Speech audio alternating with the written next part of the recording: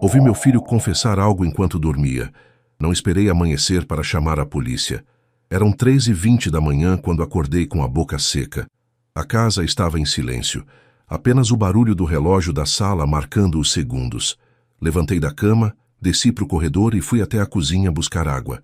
Ao passar pelo quarto do Gabriel, ouvi a voz dele. Baixa, abafada. Achei que estava no telefone a essa hora. Parei. Encostei o ouvido na porta. E o que ouvi naqueles próximos 30 segundos destruiu tudo que eu acreditava sobre meu filho, sobre minha vida, sobre tudo. Enterrei ela perto do lago, lado esquerdo da trilha. Ninguém vai achar. A voz dele era arrastada, sonolenta, mas as palavras eram claras. Meu coração disparou. Abri a porta devagar. Gabriel estava deitado, olhos fechados, suando frio, falando sozinho, dormindo. Ela descobriu do dinheiro, ia me denunciar. Não tive escolha. Desculpa, Camila. Minhas pernas fraquejaram. Camila, a noiva dele. A menina doce que desapareceu há 3 semanas. A menina que a cidade inteira procura. A menina pela qual rezamos juntos todas as noites. Segurei na porta para não cair. Meu filho, meu Gabriel. O menino que criei sozinho depois que a mãe dele morreu. O rapaz educado, trabalhador, que sempre foi meu orgulho. Era um assassino. Entrei no quarto. Acendi a luz. Gabriel. Minha voz saiu rouca. Ele acordou assustado, piscando, desorientado. Pai, que foi? Olhei nos olhos dele. Aqueles olhos que vi nascer, crescer, brilhar de alegria. E perguntei a coisa que jamais imaginei ter que perguntar. Onde você enterrou a Camila? O rosto dele perdeu toda a cor. E naquele silêncio, eu soube. Meu filho tinha matado a própria noiva. Meu nome é Luiz Alberto Ferreira. Tenho 57 anos. Passei 35 deles trabalhando numa metalúrgica aqui em Curitiba, no bairro do Batel. Vida simples, trabalho honesto, fé em Deus. Sempre foi assim. Sou viúvo há 3 anos. Minha Marlene morreu de câncer. Foi rápido demais. 6 meses entre o diagnóstico e o fim. Ficou só eu e o Gabriel, meu filho único, meu menino. Gabriel sempre foi motivo de orgulho. Desde pequeno, estudioso, educado, responsável. Formou em administração, conseguiu emprego bom numa empresa de logística. Conheceu a Camila 2 anos atrás. Professora, menina linda, de família boa. Ficaram noivos ano passado. Iam casar em maio. Mas há 3 semanas Camila desapareceu. Foi numa sexta-feira. Ela saiu do trabalho, disse para os colegas que ia encontrar o Gabriel para jantar. Nunca mais foi vista. Celular desligado, carro achado no estacionamento do shopping, bolsa dentro, chaves. Mas ela, sumida. A polícia abriu investigação. A família dela entrou em desespero. Mãe, pai, irmã, todo mundo procurando. Cartazes pela cidade. Postagens nas redes sociais. Reportagem no jornal. Gabriel ficou arrasado. Pelo menos era o que parecia. Chorava toda noite. Participava das buscas. Distribuía panfletos. Deu entrevista na RPC pedindo informações sobre ela. Por favor, se alguém souber de algo, me ajudem a encontrar minha noiva. Ela é tudo para mim. Eu consolava ele. Abraçava. Rezava junto. Todas as noites antes de dormir, a gente ajoelhava na sala e pedia a Deus para trazer a Camila de volta. Para ela estar bem. Para aparecer um sinal. Até aquela madrugada de sábado. Acordei às 3h20, boca seca. Precisava de água. Desci para o corredor. A casa estava quieta. Só o tic-tac do relógio da sala. Quando passei pelo quarto do Gabriel, ouvi ele falando. Achei estranho. Quem ele estava conversando àquela hora? Parei. Encostei o ouvido na porta. E ouvi. Não tive escolha. Ela ia acabar comigo. Descobriu o dinheiro. Franzi a testa. Que dinheiro? Enterrei ela perto do lago. Lado esquerdo da trilha. Bem fundo. Ninguém vai achar. Meu sangue gelou. Desculpa, Camila. Eu não queria. Mas você não me deixou opção. Minha mão tremeu na maçaneta. Abri a porta. A luz do corredor entrou no quarto. Gabriel estava deitado de lado, olhos fechados, suando. A boca mexia. Ele estava dormindo, falando sozinho, confessando. Limpei tudo. O carro também. Ninguém vai saber. Só eu sei. Minhas pernas quase cederam. Segurei na parede. Meu filho, meu Gabriel. Ele tinha matado a Camila. Acendi a luz do quarto. Forte. Gabriel! Ele acordou num pulo, olhos arregalados, desorientado. Pai? Que foi? Que horas são? Fechei a porta atrás de mim. Travei. Olhei para ele. Senta na cama. Pai, tá tudo bem? Você tá pálido. Senta na cama. Ele sentou, assustado. Nunca levantei a voz para ele assim. Me aproximei. Parei na frente dele, olhando de cima. Onde você enterrou a Camila? O rosto dele congelou. A cor sumiu. Os olhos piscaram rápido demais. Do que o senhor tá falando? Você estava falando dormindo. Ouvi tudo. Então vou perguntar de novo. Onde? Você enterrou. A Camila? Silêncio. Ele olhou para mim, depois para o chão, depois para as próprias mãos, e começou a tremer. Pai, responde. Pai, eu posso explicar. Tem alguma explicação para matar sua noiva? Ele começou a chorar, mãos no rosto, ombros chacoalhando. Foi um acidente.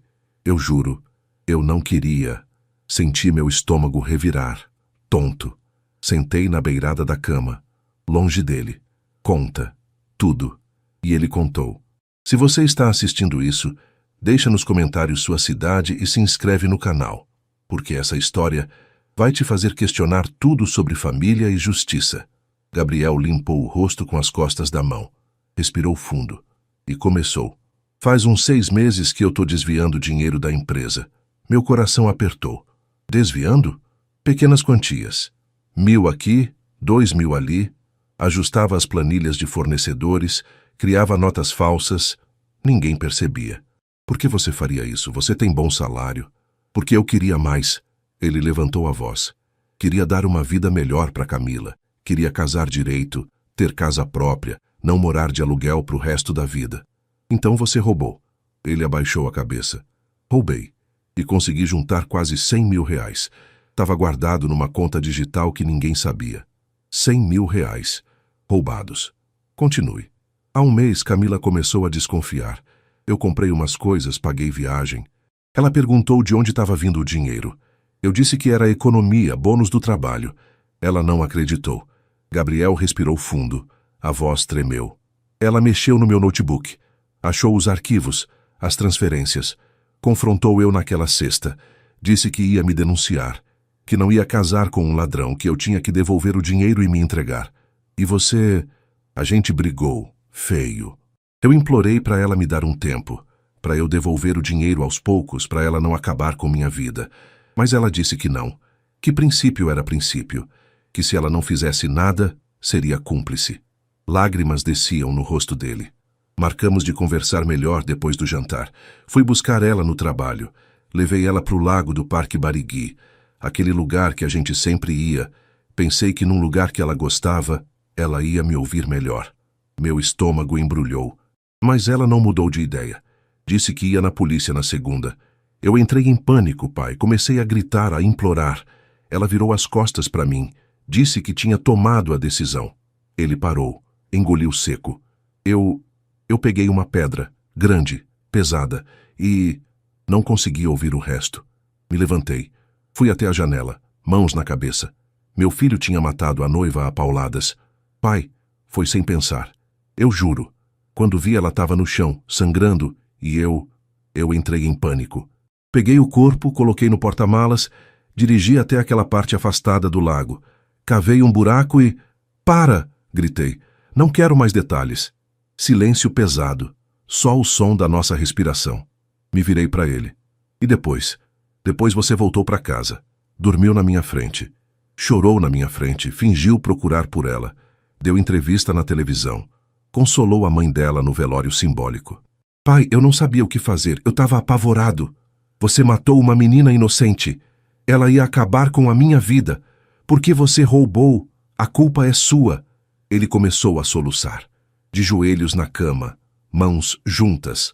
Pai, me desculpa. Me desculpa. Eu errei. Eu sei que errei. Mas por favor não me entrega. Eu sou seu filho. Seu único filho. A gente só tem um ao outro. Olhei para ele. Para o homem que eu criei. Que eu embalei quando bebê. Que eu ensinei a andar. a ler, a rezar. E não reconheci. Você deixou a família da Camila sofrendo, procurando, sem respostas. Eu sei. Você olhou nos olhos da mãe dela e mentiu. Pai, eu estava com medo. E você me fez rezar. Me fez ajoelhar toda a noite e pedir a Deus por ela, sabendo que você tinha enterrado o corpo. Ele não respondeu. Só chorou. Me sentei de novo, cabeça nas mãos. O que eu faço agora, Gabriel? Me diz. Que eu não sei. Ele se arrastou pela cama. Tentou tocar minha mão. Eu afastei. Pai, a gente não faz nada. Ninguém sabe, ninguém vai descobrir. A gente continua como tá, daqui uns meses tudo esfria. A vida segue. Olhei para ele com nojo. A vida segue? Para você, talvez, mas não para Camila. Não para a família dela. Pai, se você me entregar, eu vou preso. Vou pegar quantos anos? 15, 20, minha vida acaba. E a da Camila? Já não acabou? Ele ficou quieto. Me levantei, fui até a porta. Abri. Não saia de casa. Não fale com ninguém. Preciso pensar. Pai. Eu disse que preciso pensar. Saí. Fechei a porta. Fui pro meu quarto. Sentei na beirada da cama. E pela primeira vez em 3 anos, desde que Marlene morreu, chorei de verdade. Porque o filho que eu criei não existia mais. Não consegui voltar a dormir. Fiquei sentado na beirada da cama, olhando pro nada. Mente explodindo em 1000 direções. Meu filho era um assassino. Não entrava na minha cabeça. Como? Como o menino que eu criei, que sempre foi tão bom, chegou a esse ponto? Às 6 da manhã desci para a cozinha. Fiz café. Não consegui beber. Só segurei a xícara quente entre as mãos, olhando pela janela para o quintal. Comecei a lembrar. Gabriel com 5 anos na escolinha ganhando o certificado de melhor aluno. Eu e Marlene tão orgulhosos. Gabriel com 10, jogando futebol no campinho. Sempre dividia a bola, ajudava os menores. Gabriel com 15, cuidando da mãe quando ela começou a tratar o câncer. Levava café na cama, fazia companhia. Gabriel com 23, formando em administração. Primeiro da família a ter diploma. Onde foi que deu errado? Ouvi passos na escada. Gabriel desceu, olhos inchados, cara amassada. Sentou na mesa. Não falou nada. Eu também não. Ficamos ali. Silêncio pesado. Desconfortável. Até que ele quebrou. Pai, o que o senhor vai fazer? Olhei para ele. Não sei ainda. Pai, eu sou seu filho. O senhor me ama, não ama? Amo. Sempre amei. Mas amor não apaga o que você fez. O senhor sempre me ensinou sobre perdão, sobre dar segunda chance. Segunda chance se dá para quem erra e se arrepende de verdade, não para quem mata e esconde o corpo. Ele baixou a cabeça. Gabriel, você matou uma pessoa. Tirou a vida de uma menina de 26 anos. Ela tinha família, amigos, sonhos. E você acabou com tudo, por dinheiro. Por medo de ser preso por roubo. Não foi por dinheiro. Foi desespero, pânico. Foi covardia. Bati a mão na mesa. Você teve tempo de parar, de pensar. Mas não. Você escolheu o caminho mais fácil. E depois mentiu, fingiu, me usou. Lágrimas no rosto dele de novo. O que a sua mãe pensaria de você agora? Essa pergunta o atingiu. Vi na cara dele. A Marlene, ela sempre acreditou tanto em você. Lutou contra o câncer 1 ano a mais só para te ver se formar. E você desonrou a memória dela. Pai, não fala assim. É a verdade. Sua mãe deve estar se revirando no túmulo. Ele soluçou, rosto nas mãos. Peguei meu celular, olhei para a tela. Contato da polícia estava ali. Delegado Marcos. Conhecia ele da igreja. Gabriel viu. Levantou num pulo. Pai, não, por favor. Senta. Pai, eu disse para sentar. Ele sentou, tremendo. Gabriel, preciso que você entenda uma coisa. A Camila tinha uma família. Mãe, pai, irmã mais nova. Eles estão em agonia há 3 semanas, sem saber se ela está viva, se está sofrendo, se está morta, sem poder enterrar, sem poder fazer luto. Você tem noção do que é isso? Ele não respondeu. Eu tenho, porque quando sua mãe morreu, pelo menos eu pude me despedir. Pude fazer o velório, pude enterrar ela com dignidade.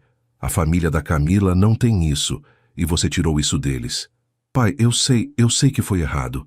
Não foi errado, foi monstruoso. Silêncio. Olhei para o relógio. 6:30 da manhã. Vou sair. Vou pensar. Quando eu voltar, a gente decide o que vai acontecer. Pai, aonde o senhor vai? Conversar com o padre Antônio. Não conta para ele. Não vou contar, mas preciso de orientação. Preciso de Deus nesse momento. Me levantei. Peguei a chave do carro. Gabriel, quando eu voltar, você vai ter duas opções. Ou você se entrega, ou eu te entrego. Não existe terceira opção. Saí antes que ele respondesse. Dirigi sem destino por 1 hora. Passava pelas ruas de Curitiba, ainda despertas para o sábado. Algumas pessoas caminhando, padarias abrindo, vida normal. Enquanto a minha desmoronava, parei num mirante. Desliguei o carro, olhei para a cidade lá embaixo e tentei entender como tinha chegado ali. Sempre fui homem de princípios. Marlene também era. Criamos Gabriel assim. Igreja todo domingo. Oração antes das refeições. Respeito ao próximo. Honestidade acima de tudo. Onde eu errei? Será que trabalhei demais? Passei pouco tempo com ele? Não dei atenção suficiente? Ou será que às vezes as pessoas simplesmente escolhem o mal? Peguei o celular. Abri o grupo da igreja. Tinha mensagem nova. Do padre Antônio. Bom dia, irmãos. Hoje teremos missa às 10 horas. Tema: perdoar o imperdoável. Todos estão convidados. Perdoar o imperdoável. Será que Deus estava falando comigo? Olhei para o relógio. 7h30. Ainda tinha tempo até a missa. Decidi ir até o Parque Barigui, onde Gabriel disse que tinha feito aquilo. 20 minutos depois, estava lá. Estacionei perto do lago. Desci. Sábado de manhã, tinha gente correndo. Caminhando com cachorro. Crianças brincando. Caminhei pela trilha, lado esquerdo, como Gabriel tinha dito. E pensei, em algum lugar aqui, escondida debaixo da terra, está o corpo da Camila, uma menina que amava crianças, professora, que queria casar, ter filhos, envelhecer, tudo arrancado dela numa noite, por causa de ganância e covardia. Sentei num banco, olhei para o lago, água calma, sol refletindo, tudo tão bonito, tão tranquilo, mas embaixo, tanta dor escondida. Fechei os olhos e orei. Deus, eu não sei o que fazer. Esse menino é meu filho, meu sangue, meu único filho, mas ele cometeu um crime terrível e eu não sei como equilibrar o amor de pai com o que é certo. Me ajuda. Por favor, me mostra o caminho. Fiquei ali, em silêncio, esperando uma resposta, um sinal. Nada veio, só o vento, o barulho das folhas, crianças rindo ao longe. Abri os olhos, olhei para o relógio, 9h40, quase hora da missa. Me levantei, voltei para o carro e fui para a igreja. A igreja São José estava cheia. Sábado de manhã sempre tem bastante gente. Entrei, sentei no último banco, cabeça baixa. Padre Antônio começou a missa. Homem de 60 e poucos anos, voz serena. Sempre foi conselheiro da nossa família. O tema era realmente sobre perdão. Irmãos, ele dizia, muitas vezes somos confrontados com situações onde perdoar parece impossível, onde a dor é tão grande, a traição tão profunda, que nosso coração grita por justiça, não por misericórdia. Cada palavra era uma facada no meu peito. Mas Deus nos chama para o perdão, não porque o erro não importa, mas porque o perdão liberta a gente, liberta quem perdoa e abre caminho para a redenção de quem errou. Lágrimas começaram a descer no meu rosto. Porém, Padre Antônio continuou, perdoar não significa ignorar consequências. Perdoar não é deixar o mal impune. É possível perdoar e ainda assim buscar justiça. É possível amar e ainda assim deixar que a lei siga seu curso. Fechei os olhos. Apertei as mãos em oração. Depois da missa, esperei todo mundo sair. Fui até a sacristia. Padre Antônio. Ele se virou. Sorriu. Luiz, bom te ver. Estava sentindo sua falta na missa da semana passada. Posso falar com o senhor, em particular? O sorriso dele diminuiu. Percebeu minha expressão. Claro. Vamos para o meu escritório. Sentamos. Porta fechada. O que aconteceu, Luiz? Respirei fundo. Padre, preciso de orientação. Mas não posso contar detalhes. Só preciso saber o que fazer quando alguém que a gente ama comete algo terrível. Ele se inclinou para frente. Mãos cruzadas. Terrível como? Irreparável. Ele ficou em silêncio, processando. Essa pessoa se arrependeu? Diz que sim, mas acho que só se arrependeu de ter sido descoberto. E você tem poder de fazer algo a respeito? Tenho, mas se eu fizer, vou perder essa pessoa para sempre. E é a única família que me resta. Padre Antônio suspirou fundo, tirou os óculos, limpou. Luiz, vou te fazer uma pergunta, e quero que você seja honesto comigo e com Deus. Se essa pessoa não fosse sua família, o que você faria? Não precisei pensar. Denunciaria. Então você já sabe a resposta. Mas, padre, é meu filho. Ele parou, olhou para mim. Seu filho? Aceei com a cabeça, lágrimas descendo. Luiz, o que ele fez? Não posso dizer. Ainda não. Mas é grave, muito grave. E envolve outra família, sofrimento de outras pessoas. Padre Antônio se levantou, veio até mim, colocou a mão no meu ombro. Luiz, o amor de pai é uma das coisas mais lindas que Deus criou, mas esse amor não pode ser cego. Às vezes, amar é deixar que o filho enfrente as consequências dos próprios atos, porque só assim ele pode, um dia, encontrar redenção verdadeira. Mas eu vou perdê-lo, talvez, por um tempo.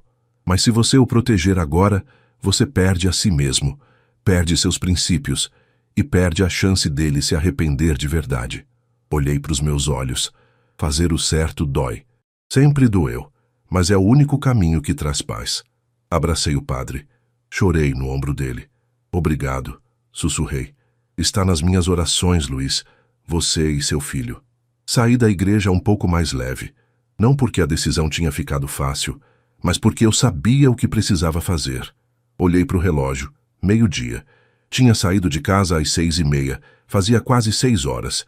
Voltei para o carro, liguei para casa, Gabriel atendeu no primeiro toque. Pai, volto em 2 horas. Quando eu chegar, ou você já ligou para a polícia, ou eu ligo. Pai, não... Desliguei e dirigi de volta para casa. No caminho de volta, parei num semáforo. Uma família atravessou na faixa. Pai, mãe, 2 filhos pequenos. Os meninos rindo, correndo na frente. O pai chamando, sorrindo. E lembrei. Gabriel tinha 6 anos. Eu cheguei em casa do trabalho, cansado. Ele veio correndo. Pai, olha o que eu fiz. Era um desenho, rabiscado com giz de cera. 3 pessoas. Eu, Marlene e ele. De mãos dadas, sol amarelo, casa verde. Ficou lindo, filho. É a gente. Somos uma família feliz, né, pai? Somos, meu filho, somos. Pendurei aquele desenho na geladeira. Ficou lá por anos. Cadê aquele menino? Balançaram a cabeça. Semáforo verde. Segui. Outra memória. Gabriel com 9 anos. Natal. A gente tinha pouco dinheiro, mas conseguimos comprar uma bicicleta usada para ele. Quando abriu o presente, os olhos brilharam. É minha? De verdade? É sua, filho. Ele me abraçou tão forte. Obrigado, pai, você é o melhor pai do mundo. Aquele abraço eu ainda sentia. Mais uma memória. Gabriel com 12. Marlene já estava doente. Ele entrou no quarto dela. Mãe, fiz um chá para a senhora. Hortelã. A senhora gosta, né? Marlene sorriu. Tão fraca, mas ainda sorriu. Obrigada, meu amor. Mãe, a senhora vai melhorar. Eu sei que vai. Vou rezar todo dia. E rezou. Todo santo dia. Mas Marlene não melhorou. Quando ela faleceu, Gabriel chorou tanto. Dias seguidos. Eu também chorei. Mas precisava ser forte por ele. Pai, a gente vai ficar bem? Vamos, filho, eu e você. A gente tem um ao outro. Será que foi ali? Quando ela morreu? Será que algo quebrou nele? Ou foi depois? Gabriel com 21. Primeiro emprego. Trainee numa empresa. Pai, consegui, assinei o contrato. Parabéns, meu filho. Tô orgulhoso. Agora eu vou poder ajudar em casa. O senhor não vai precisar trabalhar tanto. Mas ele nunca ajudou muito. Sempre tinha conta. Gastos. Coisas que ele precisava. Eu nunca cobrei. Achava que ele merecia aproveitar. Erro meu? Gabriel com 26, apresentando a Camila. Pai, essa é a Camila, minha namorada. Uma menina linda, sorriso doce, olhos brilhantes. Muito prazer, seu Luiz. O Gabriel fala tanto do senhor. Prazer, minha filha, seja bem-vinda. Ela era boa para ele, via isso. Educada, trabalhadora, de família estruturada. Pensei, finalmente ele achou alguém bom. Vai construir uma família. Vai ser feliz. Como eu estava enganado. Cheguei em casa. 14 horas, 2 da tarde, estacionei. Fiquei 1 minuto ali, mãos no volante. Respirei fundo. Entrei. Gabriel estava sentado na sala. Mesma roupa da manhã, olhos vermelhos. Olhou para mim. E aí? Eu perguntei. Você ligou? Ele balançou a cabeça. Não consegui. Então eu vou ligar. Pai, espera. Só mais 1 minuto. Por favor. Parei. Olhei para ele. Pai, lembra quando eu era pequeno? A gente jogava bola no quintal. O senhor sempre deixava eu ganhar. Lembro. E quando a mãe ficou doente, o senhor trabalhava de dia e cuidava dela de noite. Eu via. O senhor mal dormia. Mas nunca reclamou. Onde você quer chegar, Gabriel? Quero dizer que o senhor é o melhor homem que eu conheço. E eu não sou nem metade do senhor. Nunca fui. Lágrimas nos olhos dele. Eu sempre quis ser como o senhor. Mas eu sou fraco. Sou covarde. E agora perdi tudo. Perdi o senhor. Perdi minha vida. Perdi minha alma. Ele se ajoelhou no chão, mãos juntas, chorando. Pai, me desculpa, por favor. Me desculpa por não ser o filho que o senhor merecia. Olhei para ele, para o meu menino, e meu coração se partiu, porque eu ainda amava ele, mas eu não podia deixar que esse amor me cegasse. Peguei o celular, liguei para o delegado Marcos. Antes de discar, parei. Olhei para o Gabriel ainda ajoelhado. Levanta. Ele levantou, rosto molhado. Gabriel, eu vou fazer uma coisa. Vou até aquele lago.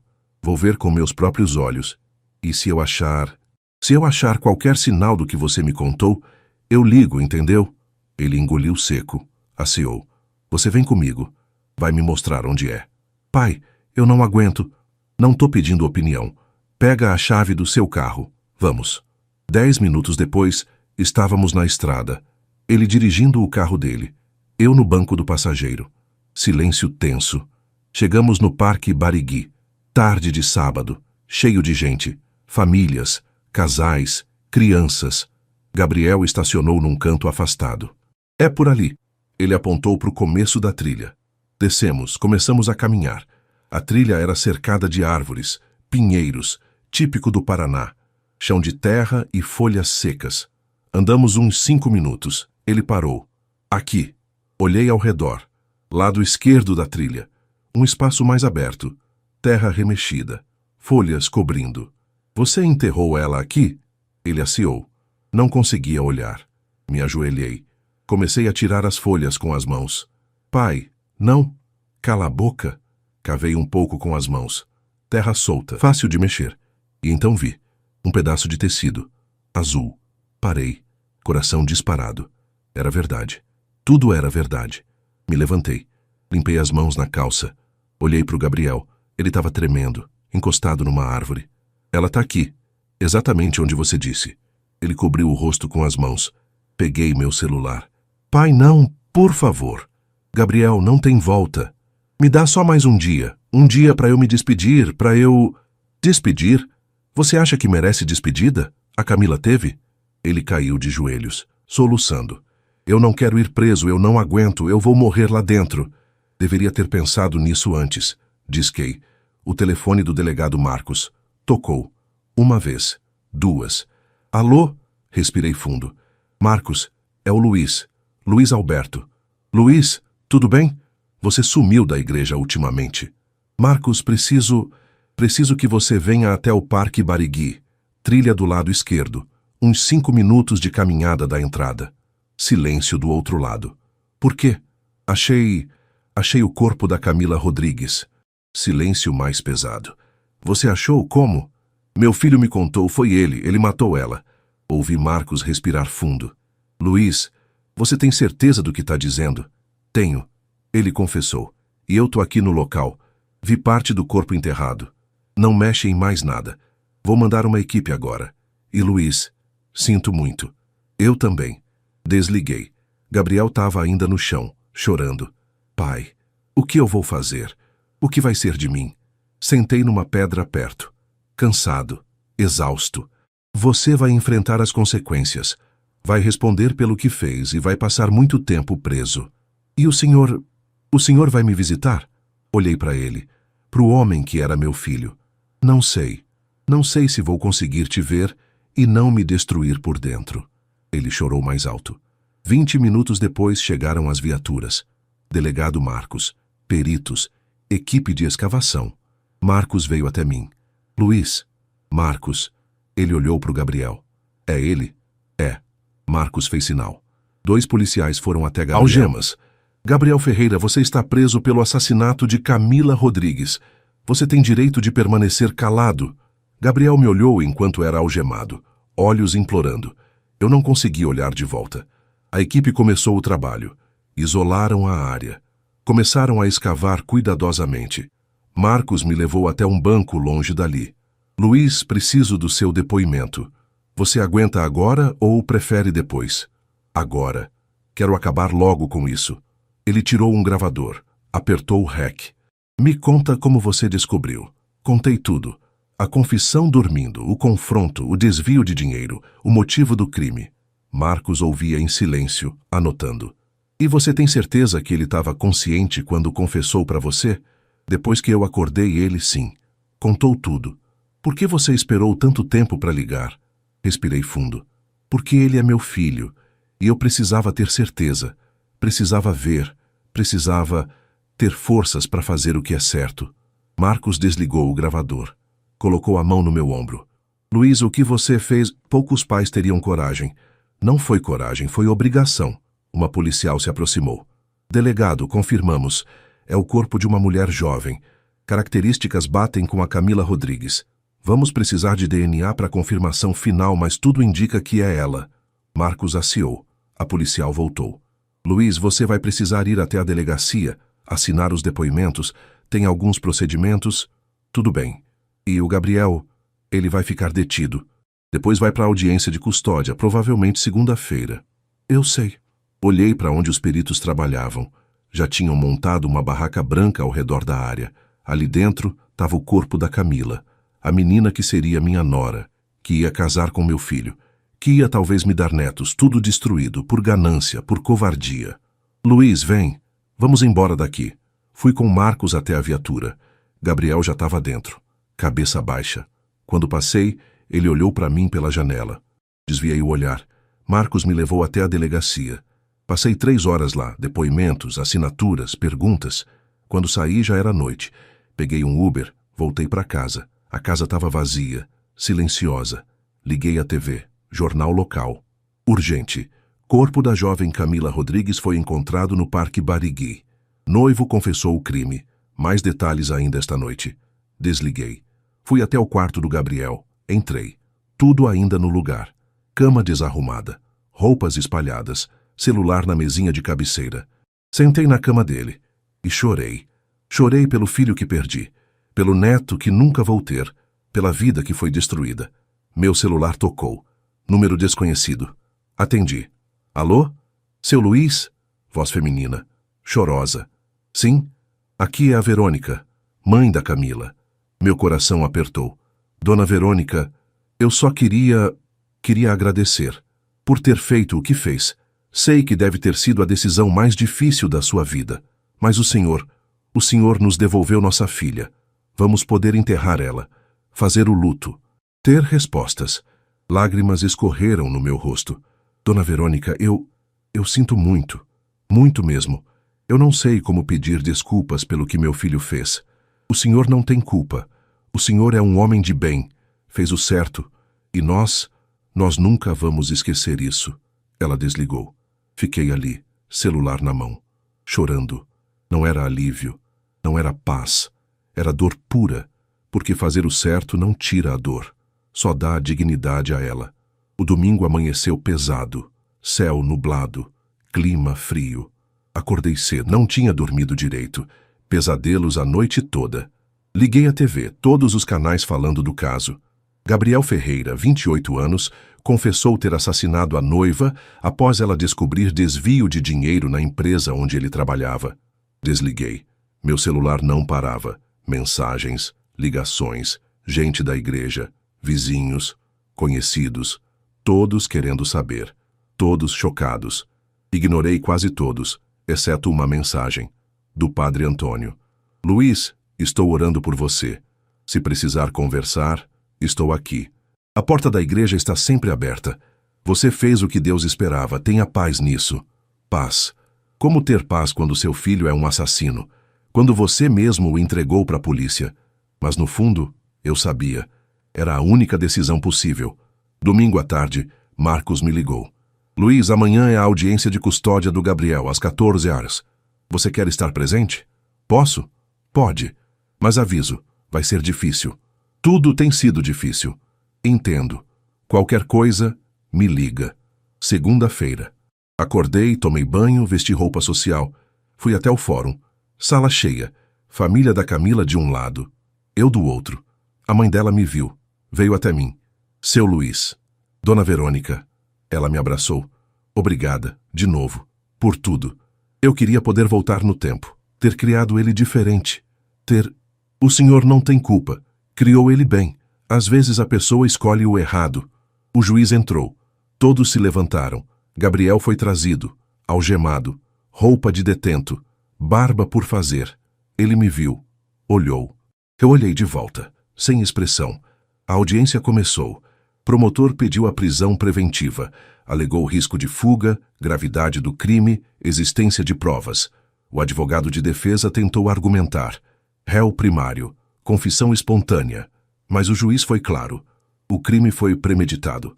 A vítima foi ocultada. O réu mentiu por semanas. Prisão preventiva decretada. Gabriel abaixou a cabeça. Foi levado. Antes de sair, olhou para mim de novo. Dessa vez, eu não desviei. Olhei nos olhos dele e assenti. Como quem diz, é isso. Você vai ter que enfrentar. Saí do fórum. Verônica me parou na porta. Seu Luiz, vamos fazer o velório da Camila quinta-feira. O senhor é bem-vindo. Sei que é estranho, mas o senhor também é vítima nisso tudo. Obrigado. Vou pensar. Voltei para casa. 3 dias depois, quinta-feira, fui ao velório. Cheguei cedo, antes de muita gente. Caixão fechado. Foto da Camila em cima. Sorrindo. Linda. Me aproximei. Fiquei ali, olhando. Me desculpa, sussurrei. Me desculpa por não ter visto. Por não ter percebido o que meu filho era capaz. Você não merecia isso. Fiquei 10 minutos. Depois saí. Não aguentei ficar mais. 6 meses depois, o julgamento aconteceu. Gabriel foi condenado a 18 anos de prisão. Homicídio qualificado, ocultação de cadáver, fraude. Eu estava presente. Ouvi a sentença. Vi ele ser levado. Não senti vitória. Não senti vingança. Só vazio. Voltei para casa. Sozinho.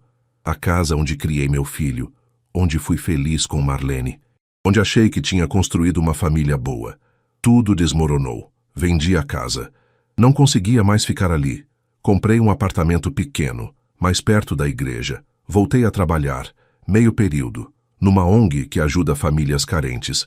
Precisava dar sentido à dor. 1 ano depois da prisão, Gabriel me mandou uma carta. Fiquei dias olhando para o envelope sem abrir. Até que, numa noite, abri. Pai, sei que não mereço o seu perdão. Sei que destruí tudo. Nossa família, minha vida, a vida da Camila. Mas queria que soubesse. Pela primeira vez estou me arrependendo de verdade. Não do que perdi, mas do que eu fiz, do mal que causei. Aqui na prisão tenho tempo para pensar. E percebo o quanto eu era egoísta, covarde, mau. O Senhor fez o certo me entregando. Se não tivesse feito, eu nunca teria enfrentado isso. Nunca teria chance de mudar. Não sei se vou conseguir, mas vou tentar. E queria agradecer por ter sido o pai que sempre foi, firme, justo, mesmo quando doeu. Eu te amo, sempre vou amar. Gabriel. Dobrei a carta, guardei, e pela primeira vez em mais de 1 ano respirei um pouco mais aliviado. Não era perdão completo, mas era começo. 2 anos depois, recebi uma ligação de um advogado. Senhor Luiz, sou do escritório que cuida do caso do seu filho. Ele pediu para eu te avisar. Devolveu todo o dinheiro desviado para a empresa. Vendeu o que tinha. Quitou tudo. Como ele conseguiu fazer isso da prisão? Deu procuração. Organizou tudo. Disse que não queria mais nada que veio de crime. Desliguei e senti orgulho? Não, mas algo próximo. Talvez esperança. 3 anos depois da prisão, visitei ele pela primeira vez. Entrei na sala de visitas, coração apertado. Ele entrou, mais magro, cabelo cortado curto, olhos diferentes, mais calmos. Sentou na minha frente, mãos sobre a mesa. Oi, pai. Oi. Silêncio. Como o senhor tá? Vivendo. E você? Sobrevivendo. Estudando. Fiz curso de marcenaria aqui. E tô ajudando na biblioteca. Que bom. Mais silêncio. Pai, eu li a Bíblia toda. 3 vezes. Olhei para ele. Encontrei uma passagem que me marcou. Porque o salário do pecado é a morte, mas o dom gratuito de Deus é a vida eterna. Romanos 6:23. Eu conheço. Eu tô pagando meu salário, mas ainda tenho esperança no dom. Lágrimas começaram a formar nos meus olhos.